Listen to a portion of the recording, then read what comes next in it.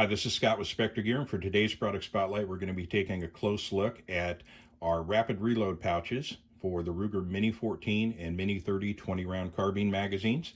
To begin with, in terms of construction and layout, both of these pouches for the Mini-14 and the Mini-30 respectively are pretty much identical. The only differences are minor and relate to the length of the shock cord, but otherwise they're pretty much the same. So anything I say regarding the Mini-14 pouch applies equally to the Mini-30 pouch. Now, as far as the rapid reload pouch goes, we have two versions. We have a traditional version, which features our MOLLE compatible Specter snap system. And of course, the Specter snap system, the attachment straps themselves are removable and replaceable in the field should you have a snap failure. Pretty versatile system. And a lot of us are familiar with the MOLLE gear, so not much of a problem there. But we feature, again, both versions. One, depending on if you want to mount this to a plate carrier chest rig, or if you want to run this thing on a belt. In regards to running it on a belt, let me talk real fast about the belt or wraparound belt loop system that we have on the back, and then I'll get into kind of why this is an important piece of gear for future use, so to speak. So we have our wraparound belt loop system. It is designed to fit up to a 2-inch duty belt type setup, like our TAC Ops belts, but it works equally well with a 1 3/4-inch riggers belt, such as our LRB. When you go to put it on your belt, using a wraparound belt loop system, because the system opens up, you don't need to unthread the items off of your belt in order to slide this pouch on. You just find an open spot, open this up, wrap it around, and you're good to go. If you're using a system like our TAC Ops belt, which features Velcro loop around the entire inside surface of the belt, we include this corresponding hook material here, so that when you wrap it around the belt, this hook material is going to lock onto that loop on the inside of the belt, and then when you close it down, this thing's going to be rock solid. It will not shift back and forth on the belt. But if you are running it on a system that doesn't have any Velcro loop on the inside, or you're running it with your last resort belt, we include this silencer pad, which is just a section of Velcro loop material, and that prevents the hook from chewing up the nylon on the inside of the belt. But simple, versatile system, very, very solid. So why a pouch like this on the belt? This is actually an important piece of asymmetrical warfare gear, as far as I'm concerned.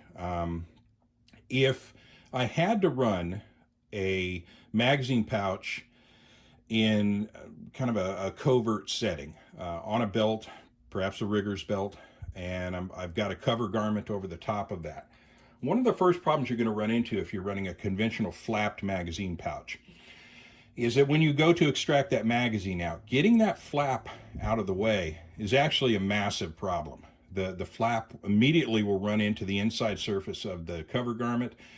Then keeping it up and out of the way while you get to the magazine, it creates a real mess. Whereas this system works quite a bit differently. There's no flap to move out of the way.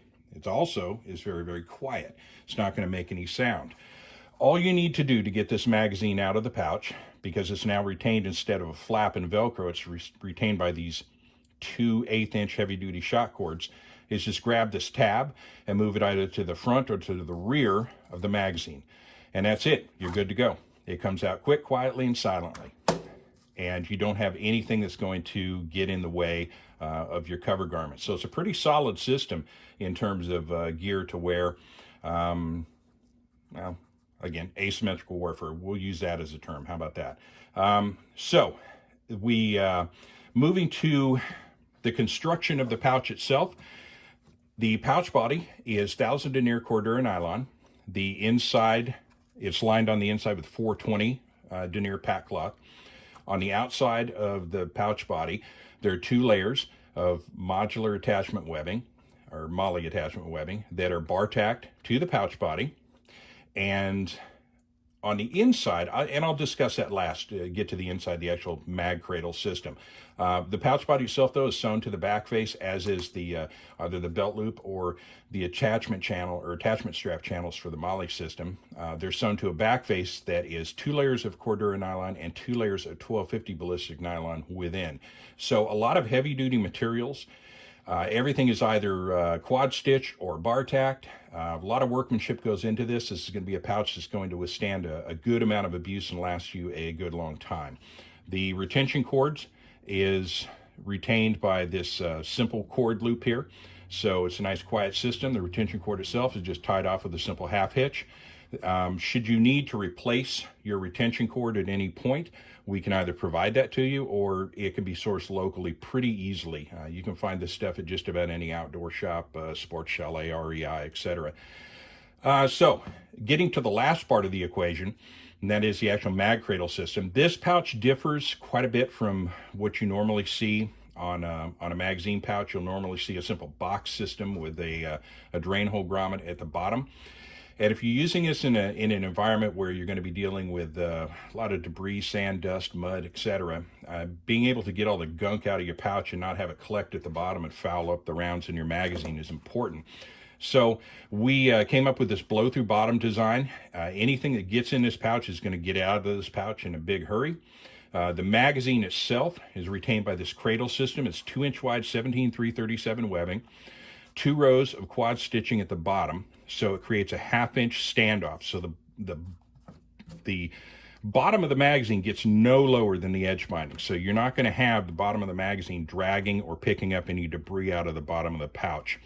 And the way this cradle works is it's sewn, obviously, 2 quad stitches here. It crosses to the pouch body. And then from there, it continues all the way up to the top of the pouch body. So you have this entire system that comes all the way down, and across, and is stitched in at the bottom to cradle and support that magazine in the pouch.